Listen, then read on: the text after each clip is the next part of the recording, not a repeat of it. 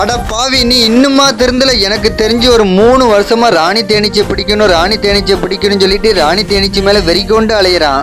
அப்படி ராணி தேனீச்சை பிடிச்சிட்டு போய் என்னடா பண்ணுவீங்க அப்படின்னு கேட்டிங்கன்னா, எங்களுக்கு எப்படி இந்த காட்டு தேனை எடுத்து திங்கிறது பிடிக்குதோ அந்த மாதிரி இவனுக்கு தேன் வளர்ப்பு ஒன்று சொல்லுவாங்க, அந்த மாதிரி இவனுக்கு வளர்க்கறது ரொம்ப பிடிக்கும். அதனாலேயே நாங்கள் டீமாக தேன் எடுக்க போனாலும் இந்த பாக்ஸை தூக்கிட்டு வந்துடுவோம். அதுவும் இந்த மாதிரி கல் தேன், பொந்து தேன், இந்த பெரிய ஈச்சா இருக்க தேனெல்லாம் எடுக்க போனாவே கண்டிப்பாக பாக்ஸை தூக்கிட்டு வந்துடுவான்.